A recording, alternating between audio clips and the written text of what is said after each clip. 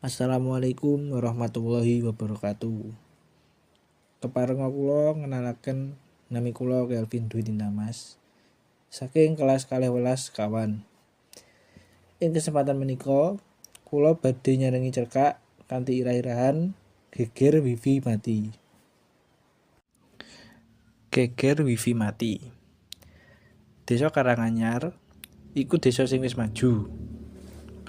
Akeh warga sing saben dina nggunakake internet kanggo nyambut gawe, sekolah, lan komunikasi. Wifi dadi kebutuhan utama. Ora mung kanggo bocah-bocah, nanging uga kanggo wong tuwa sing golek kabar utawa dagang online. Nanging sawijine sore jaringan wifi desa dadak mati. Wifi mati dadi masalah gedhe sing ndadekake kabeh padha kuwatir lan bingung.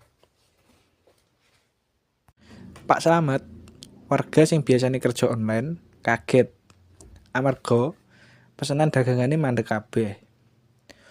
Bocah-bocah sekolah uga bingung amarga tugas sekolah saiki meh kabeh kudu dikirim liwat internet.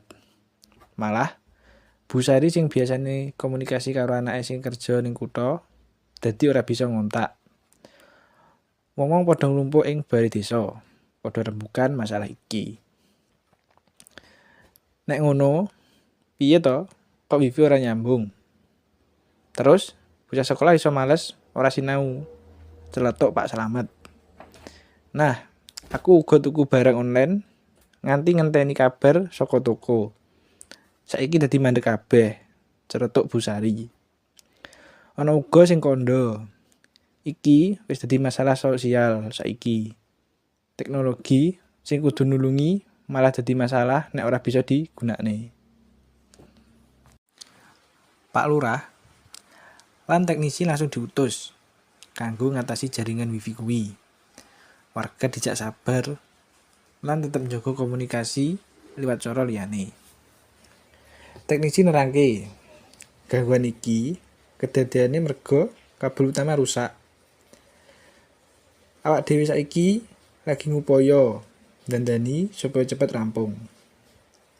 Sari, anake Pak Slamet sing pinter teknologi, ngejak bapake supaya ngatur wektu kerja lan sinau nganggo cara manual sadurunge wifi bisa digunakne.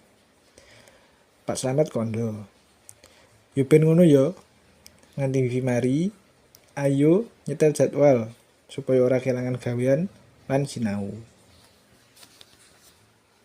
Sawise sawetara dina, wifi desa mari lan kabeh bali kaya biasane.